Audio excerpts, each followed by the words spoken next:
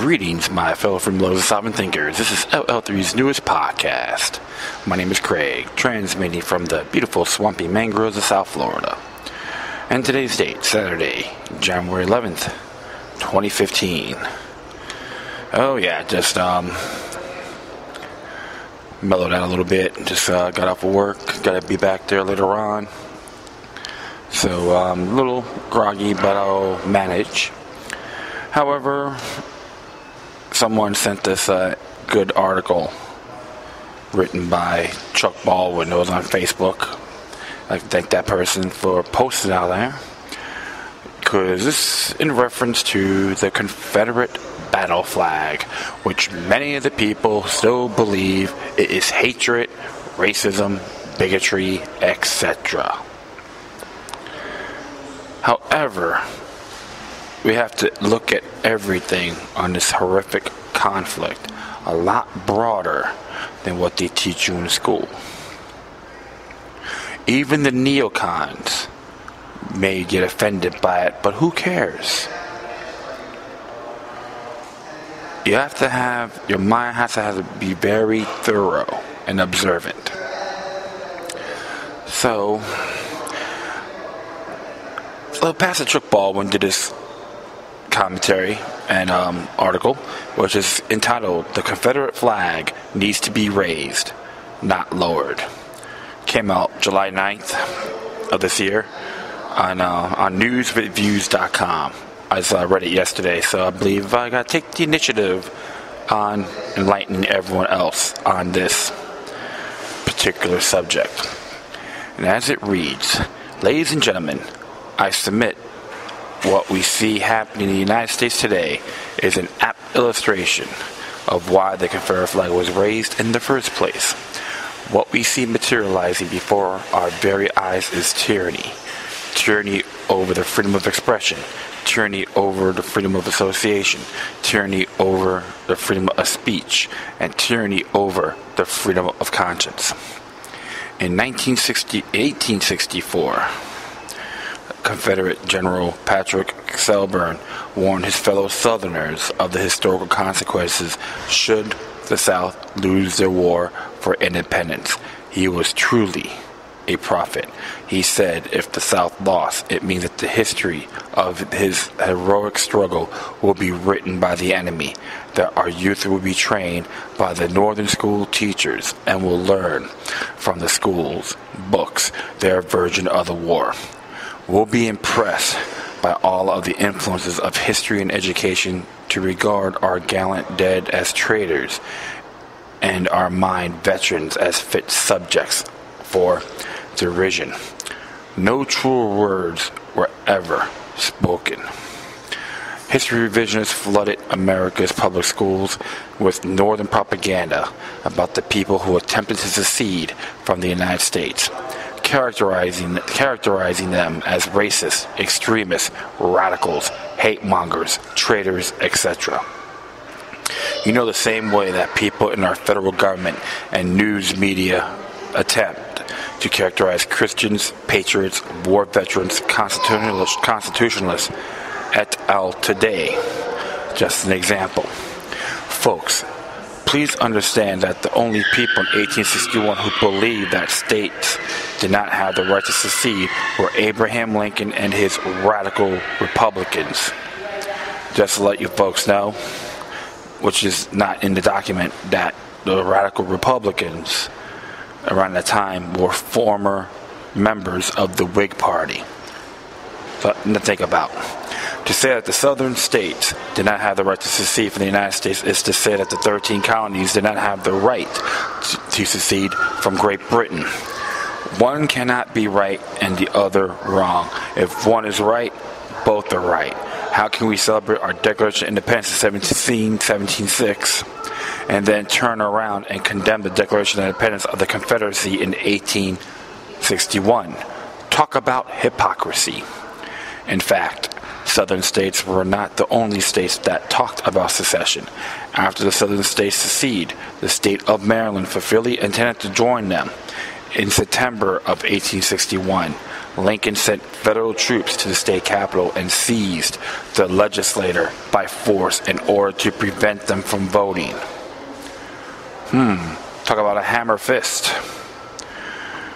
Federal provost marshals stood guard at the polls and arrested Democrats and anyone else who believed in secession. Talk about the 10th Amendment being violated, huh? A special furlough was granted to Maryland troops so they can go home and vote against secession. The word for the day? Bribery. Judges who tried to inquire into the phony elections were arrested and thrown into military prisons. This was your great emancipator, folks. Absolutely. And before the South seceded, several northern states had also threatened secession. Massachusetts, Connecticut, Rhode Island had threatened secession as far back as James Madison's administration. In addition, the states of New York, New Jersey, Pennsylvania, and Delaware were threatening secession during the first half of the 19th century, long before the southern states even considered such a thing. People say constantly that Lincoln saved the Union. Lincoln didn't save the Union, he subjugated the Union. There is a huge difference. A union that is not voluntary is not a union. Does a man have the right to force a woman to marry him, or to force a woman to stay married to him? In the eyes of God, a union of husband and wife is far superior to the union of states. If God recognizes the right of husbands and wives to separate, and he does, to try and suggest that the states do not have the right to lawfully, under natural and divine right, separate is the most preposterous proposition imaginable. People say that Lincoln freed the slaves. Lincoln did not free a single slave, but what he did do was enslave free men. His so-called Emancipation Proclamation has no authority in the southern states, as they separated into another country. Imagine a president today sending a proclamation to free folks in, say, China or Saudi Arabia. He will be laughed out of Washington. Lincoln had no authority over the Confederate States of America, and he knew it. Do you not find it interesting that Lincoln's proclamation did not free a single slave in the United States, the country in which he did have authority? That's right. The Emancipation Proclamation deliberately ignored slavery in the North. Do you not realize that when Lincoln signed his proclamation, there were over 300,000 slaveholders who were fighting in the Union Army? Check it out. One of those northern slaveholders was General and later for U.S. President Ulysses S. Grant. In fact, he maintained possessions of his slaves even after the war between the states concluded. Recall that his counterpart, Confederate General Robert E. Lee, freed his slaves before hostilities between the North and South ever broke out. When asked why he refused to free his slaves, Grant said, "Good help is hard to find these days." The institution of slavery did not end until the 13th Amendment was ratified on December 6, 1865. Speaking of the 13th Amendment, do you know that Lincoln authored his own 13th Amendment? It's the only amendment to the Constitution ever proposed by a sitting U.S. president. Here is Lincoln's proposed amendment. No amendment shall be made to the Constitution which will authorize or give Congress the power to abolish or interfere with any state with the domestic institution thereof, including that persons held to labor or services by law of said state. You read it right. Lincoln proposed an amendment to the U.S. Constitution, preserving the institution of slavery. This proposed amendment was written in March of 1861, a month before the shots were fired at Fort Sumter, South Carolina. The state of South Carolina was particularly incensed at the tariffs enacted in 1828 and 1832. The tariffs of 1828 was disdainfully called the Tariff of abominations by the state of South Carolina. Accordingly, the South Carolina legislature declared that the tariffs of 1828 and 1832 were unauthorized by the Constitution of the United States. Think, folks, why would the southern states secede from the Union over slavery when President Lincoln had offered an amendment to the Constitution guaranteeing the preservation of slavery? That makes no sense. If the issue was predominantly slavery, all the South needed to do was to go along with Lincoln, and his proposed 13th Amendment would have permanently preserved slavery among the southern and northern states. Does that sound like a body of people who were willing to lose hundreds of thousands of men on the battlefield over saving slavery? What nonsense. The problem was Lincoln wanted the southern states to pay the Union a 40% tariff on their exports. The South considered this outrageous and refused to pay. By the time hostilities broke out in 1861, the South was paying up to and perhaps exceeding 70% of the nation's taxes. Before the war, the South was very prosperous and productive, and Washington, D.C. had kept raising the taxes and tariffs on them. You know the way Washington, D.C. keeps raising the tax on prosperous American citizens today. This is much the same story of the way when the colonies refused to pay the demanded tariffs of the British Crown. Albeit the tariffs of the Crown were much lower than those demanded by Lincoln. Lincoln's proposed 13th Amendment was an attempt to entice the South into paying the tariffs by being willing to permanently ensconce the institution of slavery into the Constitution, and the South said no. In addition, the congressional record of the United States forever obliterates the notion that the North fought the war between the states over slavery. Read it for yourself. This resolution was passed unanimously in the U.S. Congress of July 23, 1861. The war is waged by the government of the United States and not in the spirit of conquest or subjugation, nor the purpose of overthrowing or interfering with the rights or institutions of the states, but to defend and protect the Union. That's pretty interesting there, my friends, huh? Yeah, that's right, man. Very self-serving. What could be clearer? The U.S. Congress declared that the war against the South was not an attempt to overthrow or interfere with the institutions of the states, but to keep the Union intact by force. The institutions implied, most certainly including the institution of slavery. Hear it loudly and clearly. Lincoln's war against the South had nothing to do with ending slavery. So said the U.S. Congress by unanimous resolution in 1861. Abraham Lincoln himself said it was never his intention to end the institution of slavery. In a letter to Alexander Stephens, who later became the Vice President of the Confederacy, Lincoln wrote this: "Do the people of the South really entertain fears that a Republican administration about their slaves? If they do, I wish to assure you, as once a friend, and still, I hope not an enemy, that there is no cause for such fears. The South would be in more danger in this respect than it was in the days of Washington." Again, what could be clearer? Lincoln himself said the southern states had nothing to fear from him in regard to abolishing slavery. Hear Lincoln again: "If I could save the Union without freeing any slave, I would do it." He also said, "I have no purpose, directly or indirectly, to interfere with the institution of slavery in the states where they exist.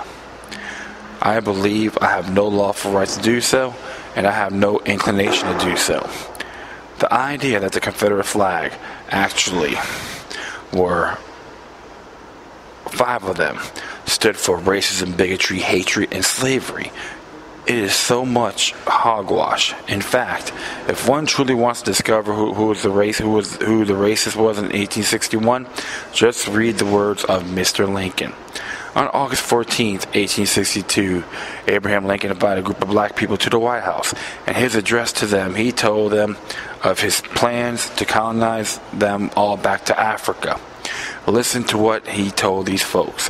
Why should the people of your race be colonized, and where? Why should they leave this country? This is perhaps the first question for proper consideration. You and we are different races, and almost any other 2 races. Hold on here, I think I goofed. Let's see here. Right. We have, I'm on the right track here. We have between us a broader difference than exists between almost any other 2 races. Whatever it is, right or wrong, I need not to discuss. What this is, physical difference is a great disadvantage to us both, as I think.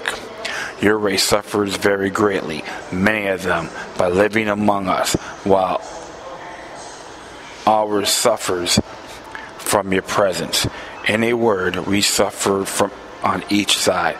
If this is admitted, it affords a reason, at least, why we should be separated. You here are free men, I suppose. Perhaps you have been long free all of your life. Your race is suffering, in my judgment, the greatest wrong inflicted of any people. But even when you cease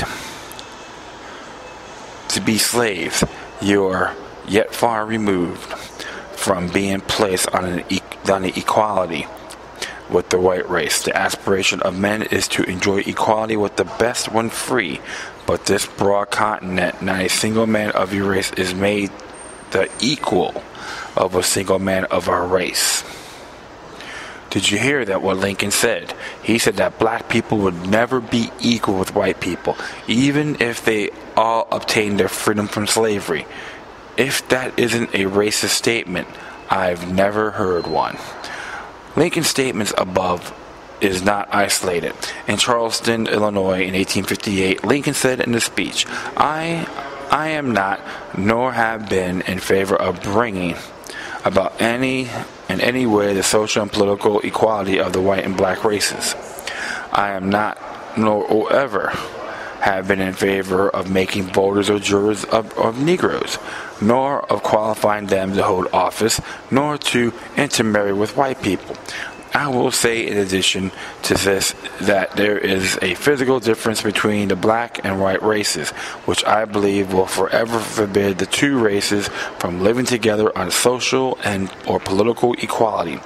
And insomuch as we cannot so live, why do they remain together? There must be a position of superior and inferior, as I much as any other man am in favor of having the superior position assigned to the white. Ladies and gentlemen, in his own words, Abraham Lincoln declared himself to be a white supremacist. Why don't our history books and news media tell the American people the truth about Lincoln and about the war between the states? It's simple. If people study the meanings of the history of the flag, symbols and statues of the Confederacy and Confederate leaders, they might begin to awaken to the tyrannical policies of Washington, D.C. that precluded Southern independence, policies that have only escalated since the defeat of the Confederacy. And they might have a notion to resist. By the time Lincoln penned his Emancipation Proclamation, the war had been going on for 2 years without resolution. The fact the North was losing the war, even though the South was outmanned and out-equipped, the genius of the Southern generals and fighting acumen of the Southern men had put the Northern armies on their heels. Many people in the North never saw the legitimacy of Lincoln's war in the first place. Many of them actively campaigned against it. These people were affectionately called Copperheads by the people in the South. I urge you to watch Ron Maxwell's accurate depiction of those people in the North who favored the Southern cause as depicted in his motion picture Copperhead. For that matter, I consider this movie, Gods and Generals, to be the greatest Civil War movie ever made. It is most accurate and fairest depiction of the Confederate General Thomas Jonathan Stonewall Jackson ever produced. In my opinion, actor Stephen Lang should have received an Oscar for his performance as General Jackson. But can you imagine? And I've seen that movie, Gods and Generals, and it was really, really good. So I recommend anyone to check that out. I'm about to check out Copperhead myself, so I'm going to add that to my memo. That's another thing the war fought from 1861 to 1865 was not a civil war. Civil war suggests two sides fighting for control of the same capital and country.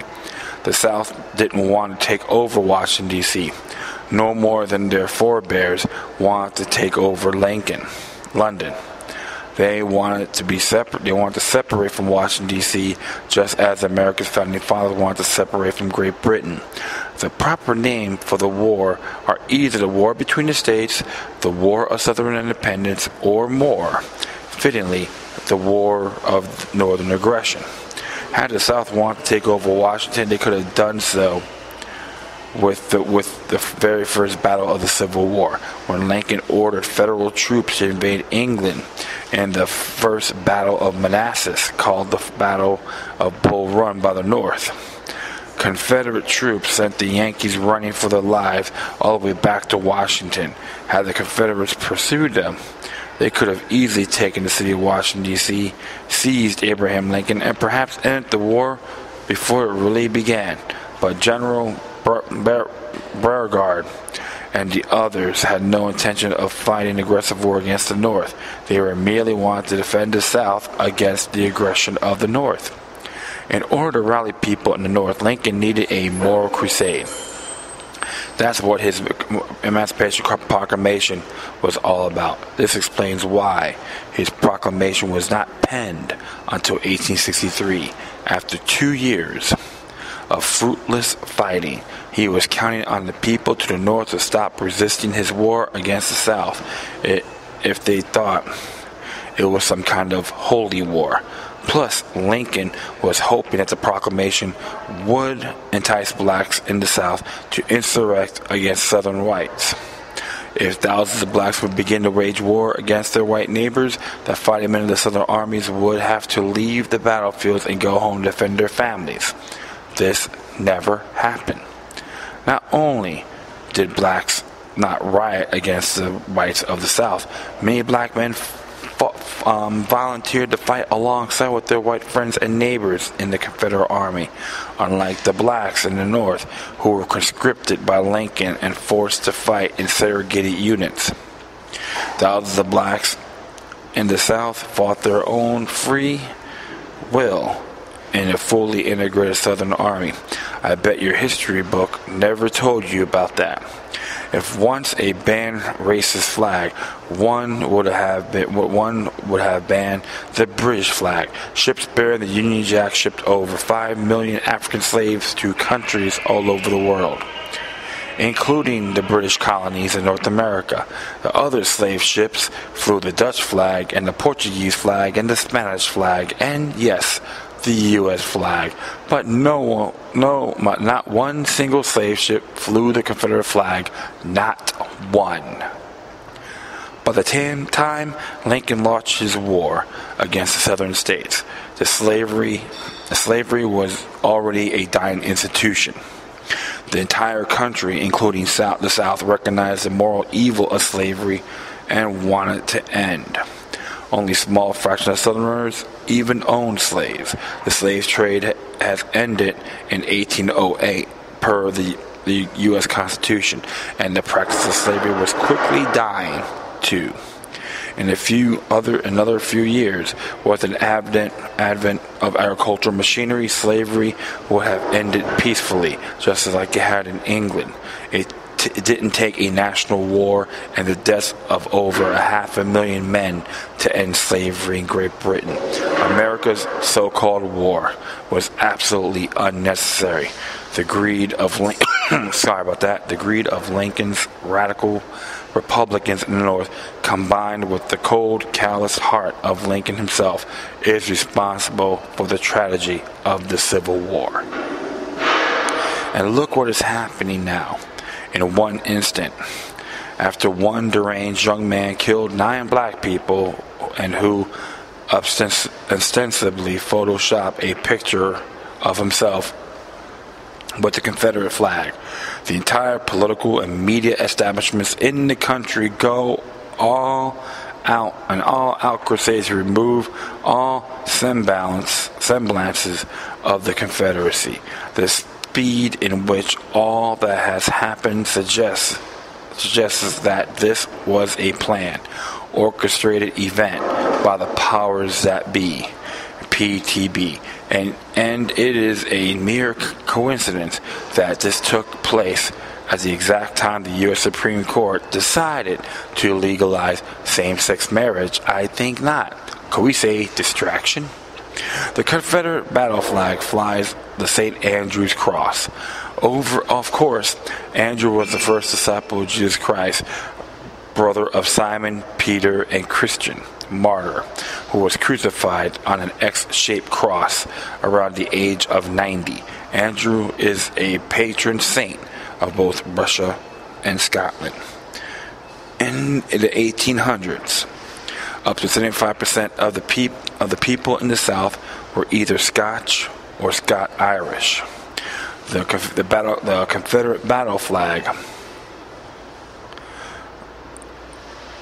The Confederate battle flag flies the St. Andrew's cross, of course. Andrew was the first disciple of Christ. Oops. Sorry about that. Okay. In the it's going back and forth here. In the 1800s, up to 75 people in the South were either Scotch or Scotch-Irish. The Confederate battle flag is predicated on the national flag of Scotland. It is a symbol of the Christian faith and heritage of the Celtic race. Pastor John Weaver rightly observed, even the Confederate States' motto, Devon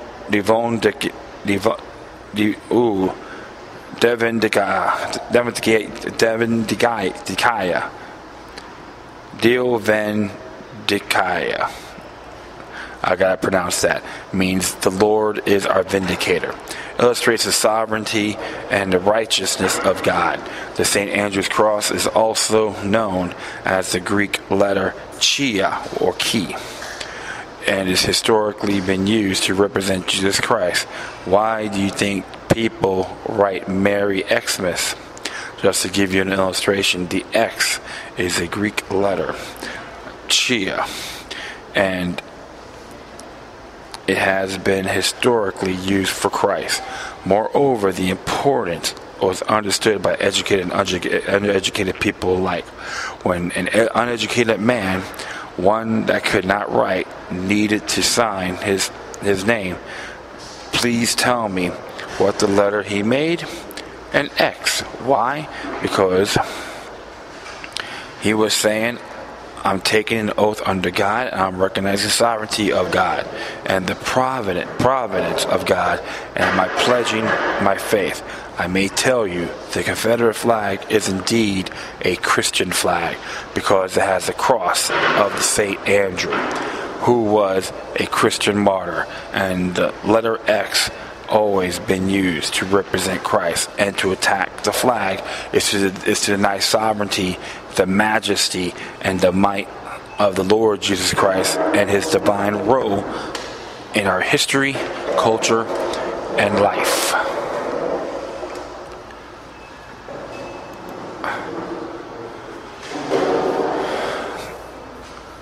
Oh, hold on here.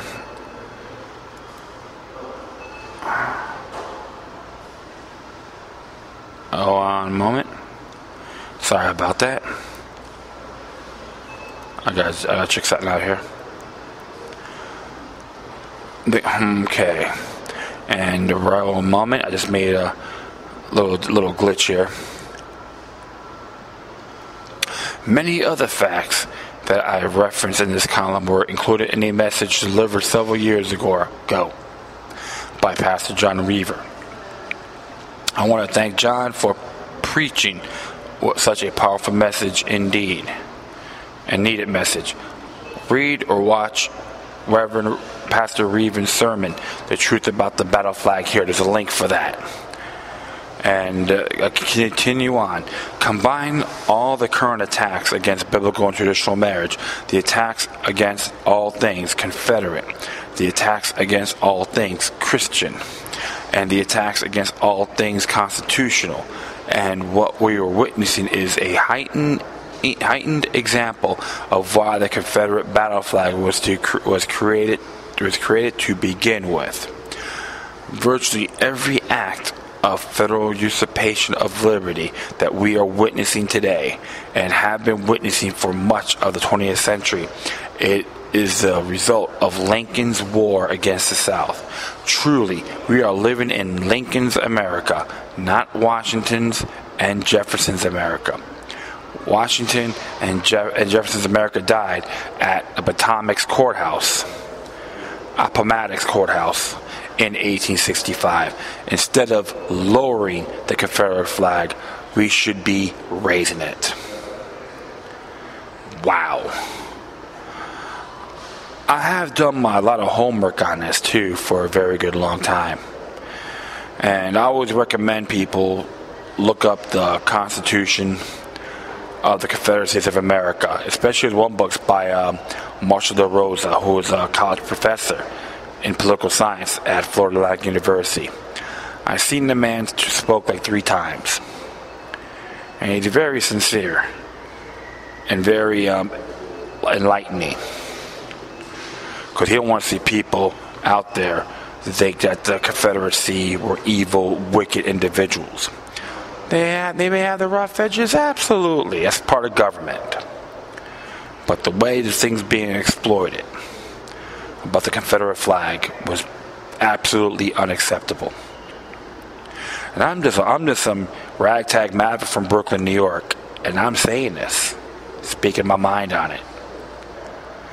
I had to examine this thing last night, and I was like really blown away. That's why I want to take the initiative of addressing the folks out here on my show. And furthermore, I would like to recommend people to check out the book, The Real Lincoln. It was written by Thomas J. DiLorenzo, and you'll be surprised the stuff he researched about how Abraham Lincoln was a tyrant during that moment. And I know many people, the conspirators, believe he got shot because he challenged the banks using greenback money or just interest-free. So, and there's some memorable points in that as well. But Lincoln wasn't some fantastic man. He was just another example of tyranny during that time. And even the movie Gangs in New York portrayed it, which was very accurate. And when the Irish were coming in, they lined up all the men. They have them sign the documents to be American citizens instantaneously. Then they have another line right next to the table to have them join the Union Army. Ain't that dandy? Oh yeah. And of course, the draft rights in New York City. It was a fact. You can look it up yourselves. But when the Union recruits go, if you want to get out of if you don't want to get drafted, you have to pay $300 to be exempt. $300 is equivalent to $30,000 today. And that's how I look at these. That's how I look and examine this whole Confederacy. And of course, I got really disturbed. I remember I did a rant, and that one lady was in tears talking about the reason why. Like, she talked about the Charleston the shooting at the Charleston church brought us here today. of dismantling the flag. They try to use a symbolic cloth to bring it down because of a tragedy, which it was completely inapplicable, or other words, irrelevant. That lady, I don't know her name, and I refuse to give her the recognition. She reminded me of the rhetoric Rudy Giuliani used on the reason we got attacked on September 11th, because of our freedoms. Same quality, different package. But you should check out Chuck Baldwin's work. He is one intelligent man. So, I think it is enough for that, which is fine by me. But, I always tell my freedom-loving, sovereign-thinking individual out there, do your homework. Even hit the books. Don't have to rely on just the internet alone, but hit the books as well. Because that's why you'll be surprised what they don't teach you in government schools. That's why I tell about the draft riots in New York City. I learned about that at my school library. They didn't teach me that in class. Something to think about. And always observe responsibly. Alright, next one here. It'll be local related, down in Miami. And it came out today. It was entitled, Sex Offender Convinced Appeal Court to Reverse Broward Judge. It's written by Dan Christensen, FloridaBulldog.org. As it reads here, every day prisoners flood Florida's courts with appeals and pleading about their cases that they've written themselves. Those per se filings, Latin for on his own behalf, rarely get far. This spring, however, an inmate sex offender serving a life sentence convinced the 4th District Court of Appeal in West Palm Beach that a Broward judge erred when she failed to order prosecutors to explain the potentially serious discrepancies about his Miranda rights warning form. The state introduced the Miranda form as evidence at Charlie D. Williams' 1998 trial, but Williams contends the document was a fraud and that police forged his signature. For years, William and his family filed public records requests seeking to contain a copy. After multiple requests to the Broward clerk and state attorney's office over a course of years, his brother finally obtained a copy of Miranda waiver form, says the unanimous order by the 3-judge panel. The date on the form produced differed from the date on the form introduced at trial, and the signature on the form produced varied from the petitioner's signature. The panel ordered the Broward Circuit Judge Lisa Porter to require prosecutors and the clerk's office to respond to a factual issue of whether the form produced is the same as the form introduced at trial. If the response doesn't resolve the matter, Porter was instructed to hold an evidentiary hearing.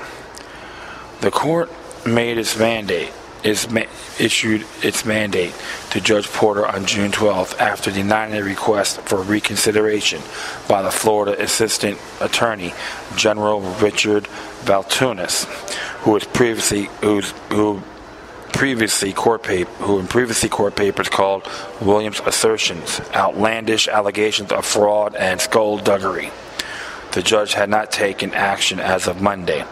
Williams, who next week turned 76, was a Pompano Beach resident when Broward Sheriff's detective arrested him in 1996 on multiple counts of sexual battering or molesting his teenage stepdaughter. He was convicted after a 3-day trial in March 1998. His conviction was upheld on appeal. Starting in 2006, Williams and his family began filing public records requests for a copy of the Miranda waiver form presented by the state as evidence at this trial. After repeated visits, excuse me there. Wow. After repeated visits and phone calls, Clerk Howard Foreman's office advised that it didn't have the form in its file. Meanwhile, the state attorney's office provided a copy, but Williams claimed it wasn't the same from the state used at the trial, and that the signature on it isn't his signature. Williams, housed at the Department of Corrections South Florida Reception Center in Doral, petitioned Broward County Circuit Civil Judge John Bowman in 2011 to compel the state to produce a true copy of his Miranda waiver form. He based his claim on the signature discrepancy and trial testimony from a police officer in which the officer referred to the document as an affidavit of conform and describes the rights on the form differently than as written on the waiver of counsel form provided by the state attorney's office to his brother, according to the appellate decision. Bowman found Williams' petition legally sufficient and transferred the matter to Porter in the criminal division, where it sat for 3 years until Porter denied it and entered an order prohibiting Williams from furthering pro se filings.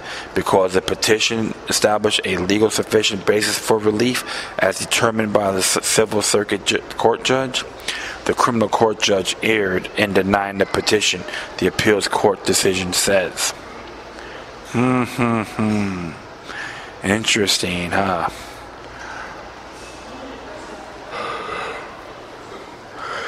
Yep, I understand. We might know that Charles Williams is one sick individual.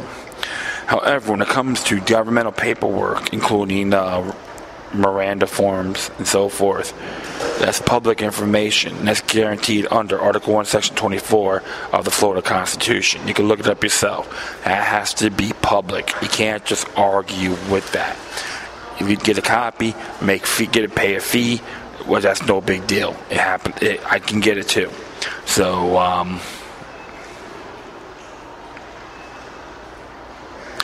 we'll have to see how far this goes too, because he may get a new trial. I don't know. So, I really have to wait and see. But that's how I look at this. And sometimes you got court systems, they're too much, a lot of foul play. But they don't like to use that word, or quota. They don't like to use that particular language. But definitely, one case to check out. So, alright, next one here.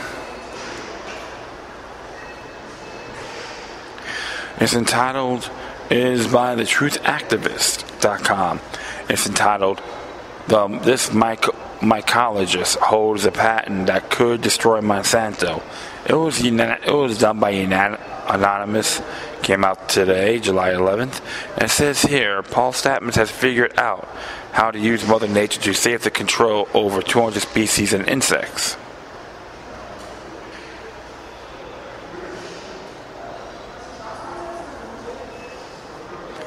Yeah, sorry about that.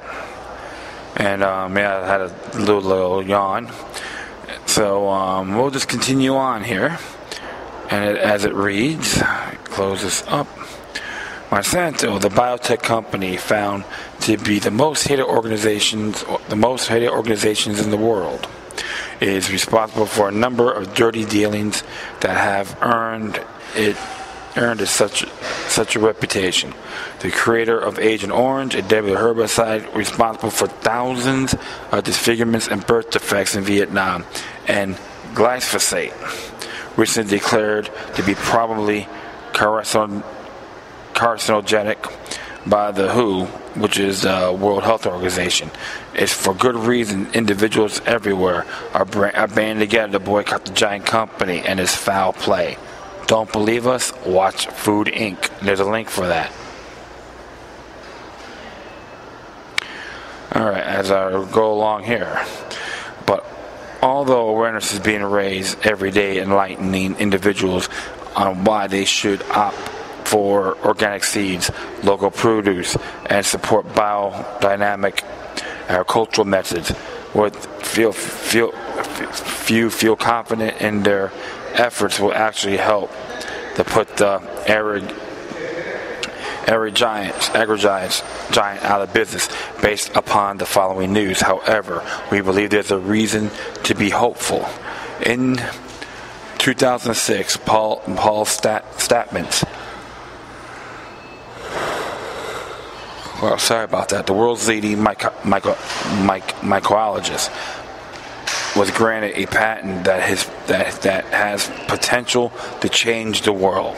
Stand by executives in the pesticide industry. The patent Stamets holds represents the most disruptive technology we have ever witnessed. And when they say disruptive, they mean harmful to the chemical pesticide industry. I will continue on here. It seems Paul has figured out how to use Mother Nature to keep insects from destroying crops. A finding that could make chemically produced pest control completely obsolete. It is what is being called smart pesticide. Smart pesticide provide a safe and nearly permanent solution for controlling over 200,000 species of insects, and all thanks to the magic offered by mushrooms. The mycologist does this by taking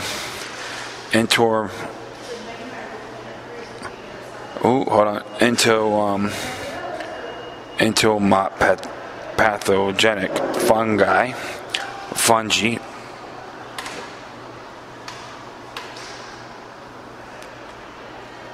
that destroys insects and morphs. So it does not produce spores. End result, this actual attracts the insects, who then eat and turn into fungi from the inside out.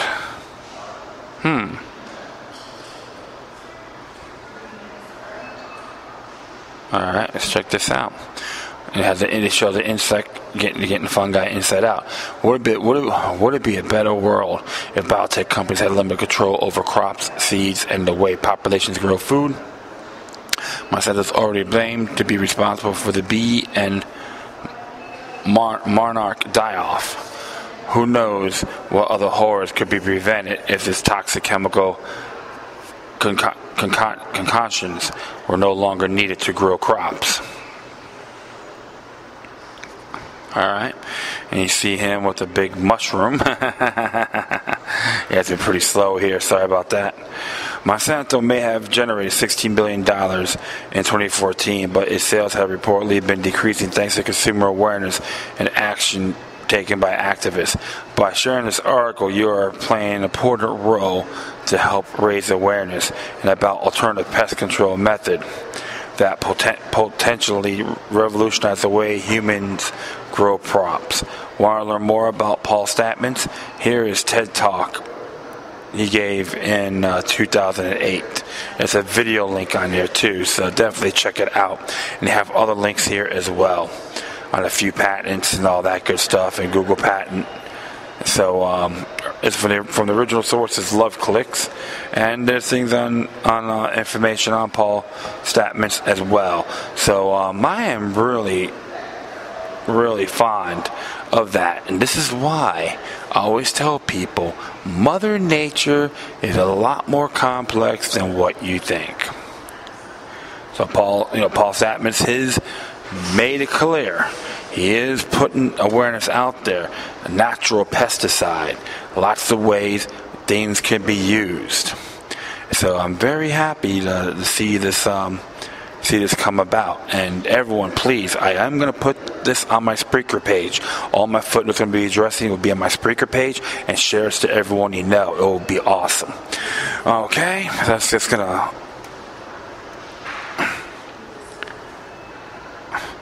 do that and do one more thing here, which is just positive news again.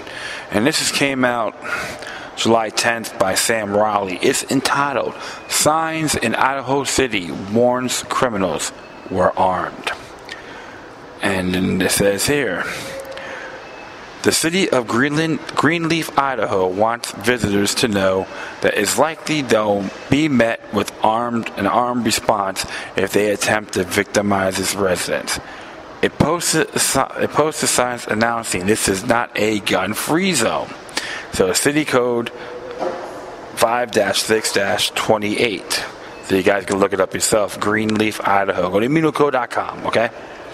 And as it reads here, the small city of 846 people doesn't have its own police force. That's why in 2006, city leaders passed a resolution asking all residents to own a firearm and ammunition and to seek firearm training. That is essential. See, you want them to practice and better themselves. Education as well. And as it reads here, the U.S. Today reported at the time, after watching the chaos of Hurricane Katrina, Stephen Jett, a city councilor in his tiny town founded by pacifist Quakers and carved between the Owyhee Mountains and mint fields, proposed a law. Ordinance 208 passed by the City Council on Tuesday asked Greenleaf residents who do not object on religious or other grounds to keep a gun in the home. In a town of 862 residents, where an estimate 8% of adults already own guns, the proposed hardly caused a stir. It went through weeks of public hearings and drew mild criticism from the pastor of the town's Quaker meeting house. Greenleaf doesn't really have crime, at least as most cities define it. The most violent reported in the past 2 years was a fist fight. The police report at Tuesday's meeting did relate an instance of almost vandalism, a teen carrying a paintball gun on Halloween, except the incident occurred in Wider, 6 miles down Idaho Route 19. But the menace of the high crime may be on the way, Jett said. Greenleaf is on the western fringe of Canyon County, a fast-growing suburb of Boise, as developers turn alfalfa